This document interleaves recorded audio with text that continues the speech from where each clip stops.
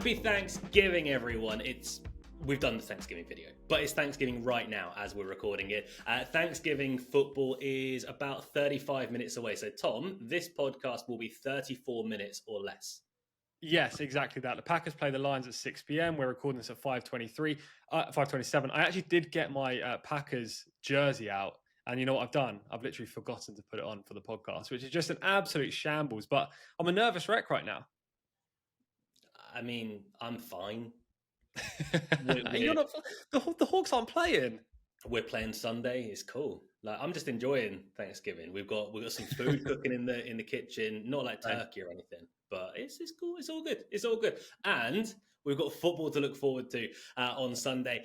If you haven't already, I'm actually going to pick my microphone up and hold it because it's shaking it all over the place, and we don't learn that. Right, subscribe.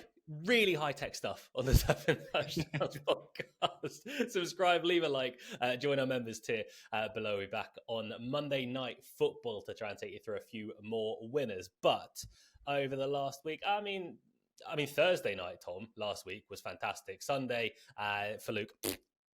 Yeah, Thursday was great. We were 4 from 4. You put up a 5-1 winner. Impeccable. One of our best podcasts we've done. Sunday, yeah, not great. I think I went 3 from 3. It looked like I should be doing a lot better. More on that in a second.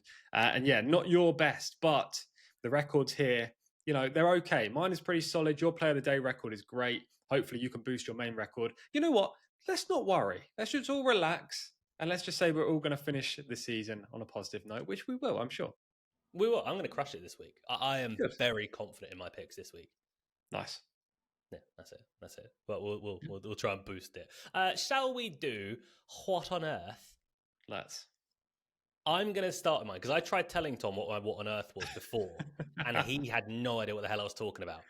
So this focuses on Monday Night Football and what on earth. Trayvon Moehrig. Now, you may not have heard of this guy because we focus on offenses. He is on defense for the Carolina Panthers. He got into a little altercation in the game against the San Francisco 49ers. He turned around. He looked at Jauan Jennings. And do you know what he did? He hit him straight in the nuts. He got his fist and he go, poof.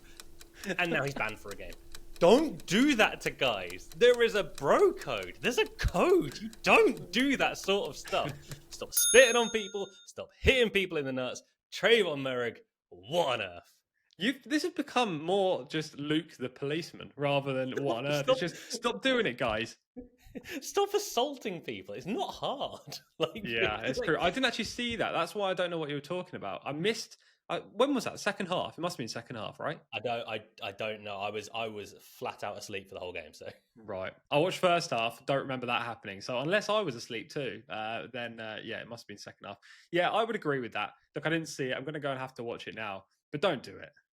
There was an interview with Kyle Shanahan after the game where he said, "Oh, what happened between Trayvon Moehrig and Jauan Jennings?" And he goes, "Yeah, he hit Jauan Jennings in the nuts."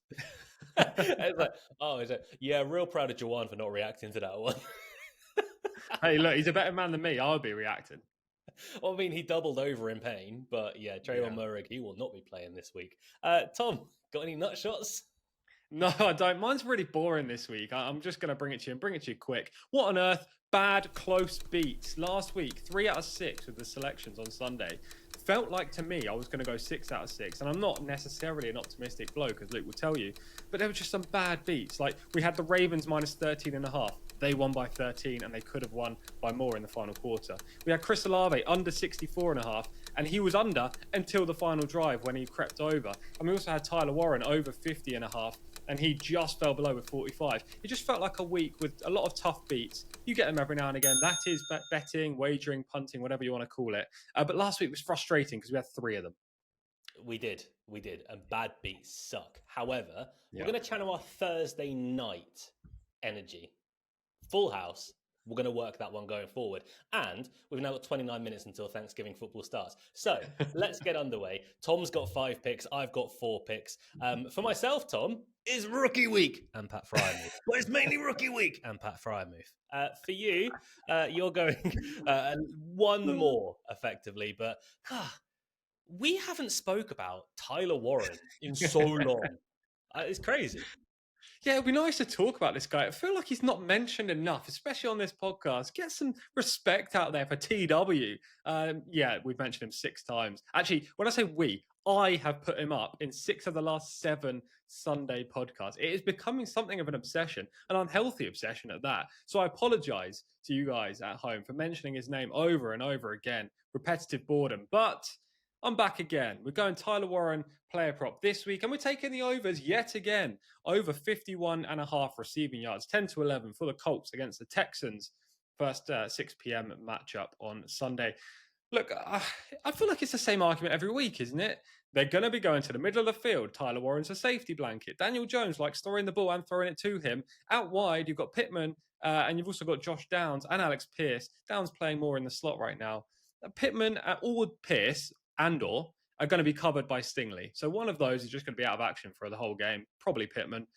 Pierce will get his shots, but he's mainly a deep threat. Josh Downs will get his plays. Tyler Warren's a safety blanket. Give me the over. The Colts need to win this game. They looked really good against Kansas City for 3 quarters last week and then lost. They were 11 points up, ended up losing on the final drive. They're a legit team. Dan Jones needs to prove he's still a legit QB. I'm a bit unsure about that. He was great to start the season. He's dropped off a touch. The team unit in general is strong. They will make the playoffs, but they need to get another win under their belt. I think they'll go close, if not definitely beat the Texans, but Tyler Warren's going to be a major part. So, yeah, the same as every week. Give me Tyler Warren overs, 52.5. Are you saying it's midnight for Daniel Jones? Yeah. The pumpkin. I said the pumpkin thing. Hey, well, yeah. I suppose. I thought he played pretty well last week. I'll give him his dues. I thought he was okay. He needs to get back to where he was in the first few weeks, though. Correct. Yes, that is very true. But we'll see if he can do it this week. By the way, Tom, completely forgot. You had a player of the day winner last week. Oh, thank you. I'll just take my victory sip while you talk. You do that. Yeah, you're doing it. I'm going to put myself in the dark. So you drink. I'm out. Right. Tastes great. Excellent. All right. No product placement, by the way. But I believe it's pronounced the Whiteys. If they want to sponsor us, I mean, we wouldn't say no. Go for it. Delicious. Or if you don't sponsor us, it's rubbish. Yeah, awful drink. Yeah. Right. Let's move on to rookie week and Pat Frymuth. But focusing on a rookie first up. Now, last Thursday, I'm going to sail you back through the storm. I'm going to tell you that we sat here and we said this is one of the most confident bets of the entire year. Probably the most confident bet. And it landed. Jaden Higgins times DOS. Now, just Jaden Higgins times 1 this week. But I think there's a line that is a bit wrong again with Jaden Higgins. I think he could go over his receiving yards, but there's a bit of value regards to Jaden Higgins. Over 3.5 receptions is 11-10. 11-10. That's not the odds-on part. That's not the more favoured part. 11-10. That's just wrong for me. Look, this is a guy that is getting more and more involved. He was a good receiver in college. He is beginning to be fully integrated into the Houston Texans offense. Now, the one slight possible concern about this is that Davis Mills probably won't be playing in this, and CJ Stroud will be back. Davis Mills looks at this guy almost before he looks at Nico Collins. We know that CJ Stroud likes to throw to Nico Collins, but I think that this could just be a not 1A, 1B situation. But I think Jaden Higgins has taken a big step forward. And let's not forget as well, Davis Mills missed this guy in a lot of passes last week. He was thrown to him a lot. He had 9 targets last week, only caught 4 of them, but he managed to get that touchdown, landing us the 5-1 play. The week prior to that, or the 2 weeks prior to that, he got 7 targets in both of them. In week 8, he got 8 targets. This is just a guy that it's not just a Davis Mills thing. He is becoming a bigger part of the offense. And when rookies do this, take them and run with them, because you can make money off of them. You can do well in fantasy football with them. The real negative part, Tom, is that in a top of the table clash in the Turf and Touchdowns Listener League, I'm playing Jaden Higgins. You are indeed. I don't know who I want to win that game, by the way. This is completely away from your bet. But yeah, you're top. Paul is second, and I'm in third right now. If Paul wins, you two go tied at the top. If you win, I can jump up into that playoff bye. So yeah, I suppose I want you to win. But it looks like it's going to be a close matchup. Look, I love Jaden Higgins. We were pro him last week, as you say. As long as CJ Stroud doesn't completely ignore him in this offense, he'll cover him. I have a question related to my matchup. Go on. You know the guy I'm playing? Yes. How do you say his name? Paul from Scotland is what I'm going to say. Well, his whole name and his username is Paul Gianandrea, but that Gianandrea can't be a surname, right? It might be. I mean, there's not the Andrea part isn't capitalized, Hey, we need Paul in the comments. and then at the end we've got 6-7. Oh, one for the kids. Yes, don't watch this. It's a betting podcast. Please leave us alone. Right. Let's take a look at the next pick because this guy has been, I mean, leading the offense in a team with a winning record somehow. Yeah, not quite sure how. They should be winning this week as well. Before I say the name, I feel like you would be the best person to use here to demonstrate who this person is. Do you fancy doing a bit of cheerleading for me? Let's do it. Give me an E. E.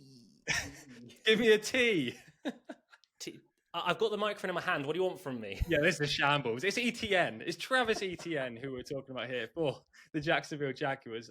Look, I wasn't really a believer in Etienne this year. I actually traded him at the end of last season in a dynasty league. I thought Bashal Tutum would be a real big player in the running back department for the Jacksonville Jags. And to be fair, he has. But every week, people on social media are saying, oh, this is the week that Tutum becomes RB1. It hasn't happened. Every single week, Travis Etienne is getting more carries. He's arguably looking more explosive, and he's the guy to run the ball in the end zone. So right now, I'm just going to park Bashal Tutum. If you've got him in fantasy league, then great. He'll be a fantastic asset next season, maybe even in the back end of this year. But I'm riding with Travis Etienne this week against the Titans. Jacksonville need to win to continue their push towards the playoffs. Titans season is done. They're not going to be doing much more throughout the rest of the year. So I think this is a very winnable game for Jacksonville. And if they're up big, that's great because we get more carries for the running backs. Furthermore, the line for Travis Etienne is 62.5. I'll take the over. I think that line is relatively low given what he's achieved so far this season. Obviously, the price is 10 to 11 here. He's averaging 4.8 yards per carry. He's going to get between 12 to 18 carries, depending on how the game works out. I think it'll probably be more 15 to 18 because, as I say, I believe they'll be up early. And we've seen in recent weeks, he just breaks long run every single game. I think his lowest in terms of longest rush this season is 8 yards. But apart from 3 games, his lowest is like 18 yards for his maximum run. So look, if Travis bursts a big one again this week against the Titans, which is very plausible given the Titans have given up 132.8 rushing yards per game, he should cover. Give me ETN. Etienne, isn't it? Really? If we're being French about it, but do you remember the trade I made at the start of the year when I got Travis Etienne? I don't remember that. No, I gave up Calvin Ridley. Oh, you've done very well there for Travis Etienne. At the time, to be fair, it was a trade, but Travis Etienne's like a top 12 fantasy running back. He's had a great year. I like this game though. Do you mind if I come and join you in the room of this game? I do. Is it with a rookie or is it with Pat Frymouth? It's a rookie and Pat Frymouth week. And it is a rookie because, and don't say this too loud. Cam Ward's pretty good. Cam Ward's pretty good. Now, I say this as a Seahawks fan last week, where Cam Ward looked the best he ever has. Now, granted, we were playing soft against him, and he managed to get quite a few passes completed underneath. But at the same time, he made good plays. He used his legs a lot more, and he passed the ball really well. He threw the ball 42 times. He had to. They were behind for the whole game. Chimere Dike, he looked great, by the way, both in punt returns and in the receiving game. And they're using Gunnar Helm. They're using Chiga Konkwo. Iamana, I think, is back this week.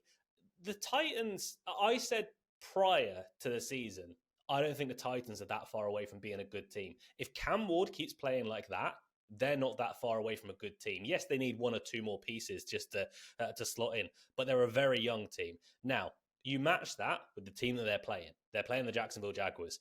The Jacksonville Jaguars defense, it's not actually that bad, but they give up a ton of passing yards to quarterbacks. 3 weeks ago, Davis Mills passed for 292 yards on them. That's Davis Mills. Jacoby Brissett has been throwing the ball absolutely everywhere he possibly can in Arizona. Last week for Arizona, he passed for 317 yards, and he missed a little bit of the game as well on the sidelines. Yes, the Chargers fell apart against them 2 weeks ago, but it's just a defense that you can really pass the ball on. I mean, even Geno Smith, he passed the ball for 284 yards. It's a defense to target. And I don't think bookmakers have realized that Cam Ward took a big step forward last week, because his line is 199.5 passing yards. That's 199.5 passing yards. That's just a silly line to me. Even there are a few others that have gone the other side of 200. They're like 201.5. 199.5 is an insulting line on Cam Ward. Look, he could get literally half of that just passing to Chimere Dike on one pass. I think Cam Ward is about to really announce himself on the NFL scene. Interesting. Yeah, I mean, the line is very low for a quarterback in the NFL. The only guys I can think of that would have a line that low are Nathan Peterman and Malik Willis when they were QBing. But I mean, well, yeah, that's not a great group, is it? But look, Cam Ward looked good. He's getting some weapons back, as you say. When was the last time the Titans had a good team? I'm going to throw out there 2012 when Chris Johnson was playing running back, the electric Chris Johnson. But I mean, no, I don't remember the last time they were good. You're wrong. They were the number 1 seed like 3 years ago. No way. I promise you the Titans were the number 1 seed. I swear to you. I'm going to have to go back and look at that. I can't remember who was quarterbacking them. Ryan Tannehill. They had Ryan Tannehill. They must have been a bad year. Yeah, they had a good defense. Mike Vrabel did a very good job. Yeah. But they were literally, if they weren't number 1 seed, they were number 1 seed for a large part of the season. Okay. Yeah, well, I look, I don't even remember that. So for me, the last time I actually remember them being good was 2012. But yeah, I mean, it's surely due. They've got lots of young players, haven't they? Yeah, and then they got into the playoffs. They said, get out of here. You don't belong here. And they got thrown to the side. Right, let's move on to the 9 o'clock games because my fantasy team, Tom, in the Listener League could really do with some star quality. Have you got Justin Jefferson by any chance? I have got Justin Jefferson and Max Bowser or whatever his name is. You play Mario Kart? Max Brosma. Bowser. Yeah, the Vikings this week play the Seahawks. Obviously, you want the Seahawks to be winning the game, but Justin Jefferson is surely going to have his way. He has just been hindered by JJ McCarthy over the last 4 weeks. I don't know what's wrong with JJ McCarthy. Look, in college, he looked pretty good. I'm using the word pretty because he wasn't outstanding. Even in his combine days and workout days before coming to the NFL, he was making some bad throws, which were all on camera, yet teams didn't even pay attention to it, seemingly. Anyway, this year, I was a buyer into JJ McCarthy when he first started becoming the starter. His first game was solid. He's just fallen off. I mean, he couldn't find a receiver if you paid him. They literally are paying him. So I don't mind the fact that he's actually not playing here. He's injured. Max Brosma starts instead. Now, I don't know too much about him. I did watch him in college a couple of times, but it wasn't the whole game. It was just clips. And his stats are okay. He used to play for the Minnesota Golden Gophers. So he played in the state, which is, half the reason probably why the Vikings drafted him. He is an undrafted rookie QB going up against a Seahawks defense that is solid. Not quite sure what we're going to get. But if you're an undrafted rookie QB going against a decent Seahawks defense, do you not just try to throw to the wide receiver that can win contested catches and get you out of trouble? I think so. Justin Jefferson is the guy that is going to get all the targets. It's going to be Joe Flacco and Jamar Chase-esque, I'm pretty sure, this week. Justin Jefferson's line, bearing in mind, this is one of the best. I was going to say the best then, but one of the best wide receivers in the league. The line is 56.5. Give me the over there. JJ can get over that easily. Look, I'm not underestimating the Seahawks defense. Got nothing to do with that. Don't love the Vikings offense this week. But any yards they do get through the air are going to go via Justin Jefferson. So take the over here. Yeah, I don't hate it. His line is getting lower and lower. Just need Bowser to be good. We're going to start calling that from now on. Bowser. Mate, one last stat on Jefferson, by the way, that I forgot to drop in there.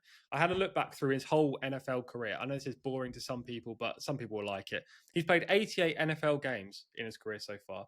In 59 of them, he's got 57 or more receiving yards. Like, this is a guy that regularly posts 60 plus. It's not like we're going out and hoping that this rookie QB can get him the ball. You just throw it up to Jefferson. Jefferson will make catches. He's also an angry man right now, given the way he's been treated by JJ McCarthy, not really considered to be a wide receiver one. So I think this is the week where he at least does something to tell people, fantasy owners, that he is still in the league and still should be treated as one of the best wide receivers. I've got a reason why he should be angry. Do you know who was in the quarterback room last year for Minnesota? Yeah, I do. Was it Sam Darnold? Do you know who else was in the quarterback room for Minnesota? No. Daniel Jones. Yeah, sure. I do know that. They let both of them go. JJ, you're our guy. I know. Like, he ain't no one's guy. Yeah. By the way, the best receiver in the league is on the other side of the ball. Right now, wait, whoa. This season, for sure. I actually think on natural talent he isn't, but he will be top 3. Wrong. Okay, right, moving on. Because it's rookie week and Pat Freiermuth. Let's move on to Pat Freiermuth, because I think that he is not going to have a very good week. And the main reason for that is not an anti-Pat Freiermuth thing. I love me some Pat Freiermuth, but I went to the Pittsburgh Steelers receiving yards, I found the tight ends, and I took the guy who had the highest number, and that was Pat Freiermuth. Unfortunately, we've had 4 yards knocked off of that receiving total, but for good reason. The Buffalo Bills are outrageously good against tight ends. When I say outrageously good, they are unbelievable against tight ends. If you've got a tight end in fantasy football and you're playing the Buffalo Bills, bench him. Doesn't matter. Travis Kelce had an okay game against them. And this is Travis Kelce, who's having a really good year, by the way. 4 catches for 66. That was 4 weeks ago. Even since then, they've got a ton better. Against the Tampa Bay Buccaneers, they've got 1 tight end, the Tampa Bay Buccaneers, and it's Cade Otton. And he can get a fair bit of work as well, especially with wide receivers out. He managed to get 2 catches for 28. They didn't allow the ball to him at all. The Houston Texans last week, again, they've effectively got 1 tight end. That is Dalton Schultz. He had 1 catch for 8 yards. Now, the Steelers have got 3 tight ends. They've got Freiermuth, they've got Darnell Washington, and they've got Jonnu Smith. Take a pick. Take a pick of each one. They're not a very good offense. I think the Buffalo Bills will shut this team down. And Buffalo are ticked off at the moment. They're losing games. Things are not going well for them. I think they are going to shut down this Pittsburgh Steelers team. And I think Buffalo are going to make Pittsburgh look pretty silly on Sunday. And Pat Freiermuth...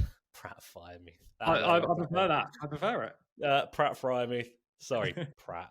I think he's going to have a real bad game. Under 21.5 receiving yards. I don't even know if he gets a catch, to be quite honest. So, sorry, Pratt.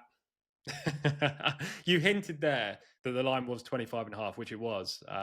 We were supposed to be recording this morning. We're recording it in the afternoon instead on Thursday. So as Luke said, the line has shifted. How annoyed are you going to be if he gets like between 22 and 24 yards here? I'll be the Pratt. Yeah. I expect an apology to Pratt Freiermuth next week. That would be ridiculous. Even then, you said Pat Freiermuth. I was like, that sounded wrong. That's not his name. I'm just going to quickly check just to make sure that he is still the highest receiving yard line among all tight ends in the game. And this is so tense. I'm sure everyone at home is right on the edge of their seat. I mean, just take all of the unders. Who cares? Steelers suck. Horrible franchise. Right, let's move on. Different game. We have got to look forward to... I'm going to be honest, I haven't read through your picks and all that's written down is Smith. I'm like, which one's that? Yeah, the game is the Raiders against the Chargers. Oh, Gino.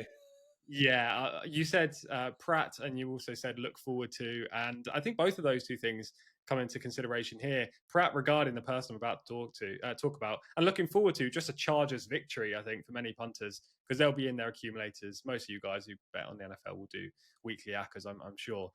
This game, the Chargers will win it. They will. The Raiders are just terrible. I think I've watched the Raiders as much as any team bar the Packers this year. I'm not quite sure how that's happened. I haven't enjoyed it one bit. And, oh my God, last week, Geno Smith, Trey Tucker was open about 6 times, 30 to 40 yards down the field, and every single time he missed him. It was absolutely ridiculous, really. Not enough was made of it on Red Zone, if you were watching that. But Geno was so bad. I haven't been a believer in him for the last couple of years. When he was at the Seahawks, as Luke knows, and this season as well. I think he's regressing still. I don't know how this is happening, but I think he's going to have a poor game. He's going to force things because that's what Gino does. He's a bit like Jameis Winston, but a little bit better.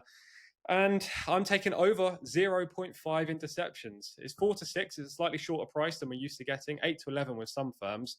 I think this is basically nailed on. The Chargers have 10 interceptions this year. That ranks fifth most among teams in the NFL. Geno Smith has 13 interceptions. That is the tied most for any quarterback in the NFL this season. Surely another interception awaits. The guy can't find his own players. Unless he targets Brock Bowers from literally minute 1 to minute 60, he's going to throw a pick. So give me Geno over 0.5 interceptions at 8 to 11 or 4 to 6. Did you see Geno leave the field last week? I watched him leave the field many times. That's a very broad question. But like leave, like at the end of the game, leave. No. Yeah, he was just giving the middle finger to Raiders fans. Was he? Nice. Like legitimately, he was giving the middle finger. Like he was like just straight up, wasn't even hiding it. It's just like, what are you doing, Gino? He's given up, I think. Yeah, but it's all right because they got rid of Chip Kelly, so that's going to solve. That's great, guys. Yeah, good job. Well done, team. Look, people look far and wide for their favorite props and player props and whatnot, Tom. I found one this week that is literally 20 yards wrong. Before you carry on, I put my picks in before you did to our WhatsApp group, and then you put yours in really late last night at 2 a.m. I saw it this morning, and then I looked at it and I thought, I didn't see this line, and now I'm furious that I didn't see the line, because if I suddenly add it on, it looks like I've just copied you. So I'm going to say this should have been a time to join play, but it's not. But I love it. Look, I'm happy for you to come over to the side and be part of it. Because to be quite frank, if I could put this pick up 10 times and that'd be my only pick, I'd do it.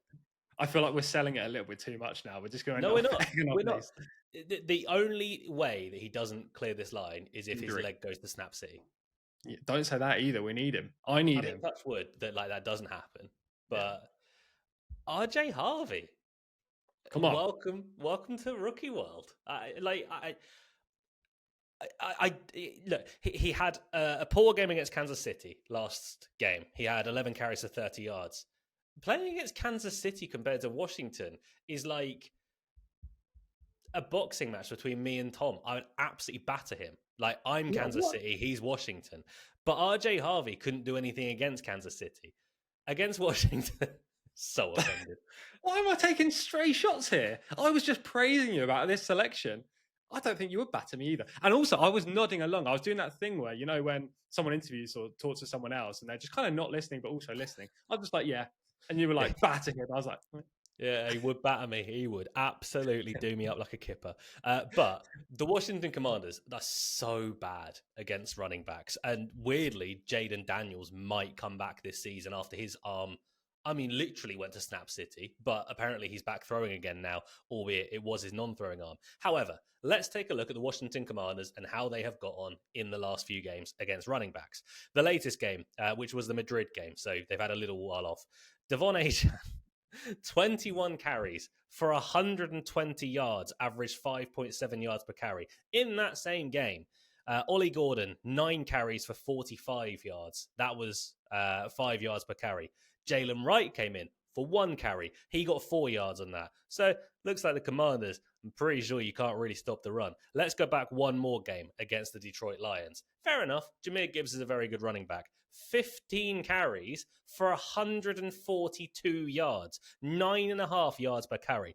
David Montgomery, not having a very good season. Let me down last week because he's so bad he couldn't get on the field. 15 carries, 71 yards, 4.7 per carry. It's just absolutely horrific in Washington. Go back the week prior to that. It was harder for Seattle running backs because they were up a million early on, so you knew they were going to run. Ken Walker still almost averaged 4 yards per carry on 11 carries. RJ Harvey's line, honestly, should be about 67.5. On that, you would have a real think about, I wonder whether it's going to go over. His line's 47.5. That is genuinely 20 yards wrong. Last week, I said that Jaden Higgins was my strongest play of the season. If this isn't the strongest, it's the second strongest. I don't know what on earth bookmakers are doing. He will be the bell cow. It might be the last time RJ Harvey is relevant this season because he's got a horrible passage afterwards. But this is the game where we see how good RJ Harvey is. This line is ridiculous, Tom. I don't disagree. I said this already. I should have put this selection up. My record won't indicate if the selection wins or if it loses, but I will probably play this pick as well. I think he's going to have a great game. He's so explosive. If you didn't watch him at all in college, he is basically a road runner. Like, you get him in space, he will gallop for you. So all he has to do is break a couple of tackles and you'll cover here. Yeah. Tom, one more pick for you, and it's kind of related. It is related. We've got 3 minutes before the Packers play the Lions on Thanksgiving, so this is going to be quick. Right. Broncos against Commanders, same game, the prime time on Sunday. Give me Broncos -5.5. I think they cover the spread here. They are way better than Washington, obviously without Jaden Daniels. The Broncos have been fantastic this season. I've been a huge believer. Everyone knows that already. I'm on them for the divisional title, which they basically wrapped up, and the Super Bowl, which hopefully they'll get to, but we'll find out later in the campaign. 2 weeks ago, they beat Kansas City really well. Then they had the bye. They're going to be fresh. They're healthy apart from J.K. Dobbins. There's so many weapons for Bo Nix, and this defense is unmatched. Marcus Mariota, who starts for the Commanders, this season has started 7 times. In 6 of those games, the last 6, he has lost. The average defeat in terms of points that he has lost by for the Commanders in his starts, 16.5 points. Where are they going to put up their points against Denver? I think Bo Nix can orchestrate 28 to 34 points on the Denver side because the Commanders' defense is just no good. And I just don't see how Marcus Mariota is going to score for the Commanders. So give me Denver -5.5. Very simple, 10 to 11. That will finish off my plays on Sunday. The problem is, though, Bo Nix does suck. Haha, Luke, good joke, very funny. Yeah, but I stand by it, though. It's really good. We're running out of time. Let's do our picks. Tom, take us through your 5 picks. Yes, 5 selections this week. Right. Travis Etienne, over 61.5 rushing yards for the Jacksonville Jaguars at 10 to 11. Tyler Warren, over 52.5 receiving yards. That man again for the Indianapolis Colts. And I'm doubling down. Play of the day on Tyler Warren. Don't let me down this week. On to the 9 p.m. games. Justin Jefferson, over 56.5 for the Minnesota Vikings against the Seahawks. Brosma has to go there. Geno Smith, over 0.5 interceptions. He loves throwing to the other team. And the Denver Broncos, just to finish it off, -5.5 against the Commanders to win in a rout. I got 4 picks for this week. I got Jaden Higgins over 3.5 receptions. I don't care how far they go. Just catch them, Jaden Higgins, and you'll be good. That's 11 to 10. That's a very big price. Cam Ward over 199.5 passing yards. I think that is very low. That's at 5 to 6. Pat Freiermuth under 21.5 receiving yards. That is also at 10 to 11. And then the gift. A Thanksgiving gift, a Christmas gift, whatever you celebrate at this time of year, it's a gift, and that is the reason. RJ Harvey, over 47.5 rushing yards, 5 to 6. That's the play of the day. Put the point up in my column. It's already home. Right, let's go watch some football. Go, Pack, go!